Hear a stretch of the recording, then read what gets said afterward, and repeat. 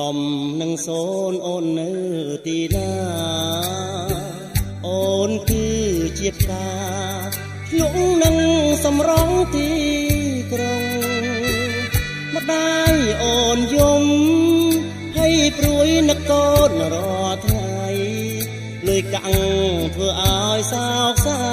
វិលវិញណាទៅធ្វើស្រែស្រុកយើង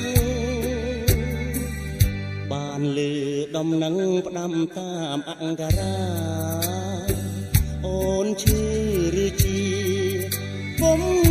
យ៉ាងណាហើយថ្លៃបនបាបភ្លើងពលំអកំតរីត្រីលក់ដូរសំផស្សសត្រីដើម្បីចិញ្ចឹមក្រពាំងវិលវិញមកទៅមកនៅស្រុកស្រែចំកា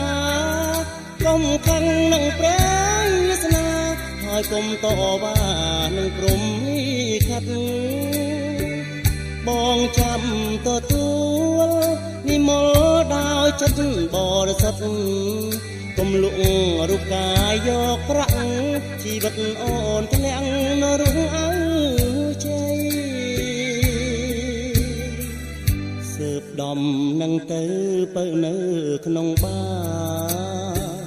ពលបាយស្នេហាពលភ្លើងពលស្រាផ្លិចម្ដាយជរីផ្លិចទាំងសង្សារផ្លិចស្រែចំការដុល្លារទិញស្រីវងវែងក្នុងសួនលោកីឆ្លុះនឹងសេរីសល់តែទឹកភ្នែក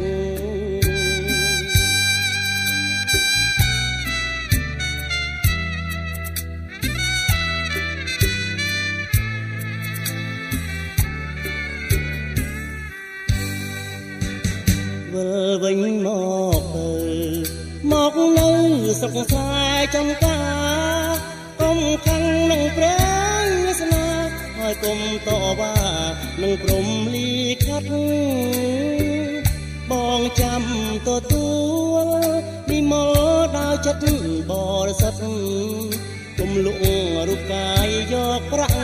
ជីវិតអូនធ្លាក់នៅរស់អើជ័យស៊ើបដំនឹងទៅបើនៅក្នុងបាពលបាយស្នេហាពលភ្លើងពលស្រាផ្លិចម្ដាយជរីផ្លិចទាំងសង្សារផ្លិចស្រែចំការដុល្លារទិញស្រីវងវែងក្នុងសួនលោកីឆ្លុះនឹងសេរីសល់តែទឹកភ្នែក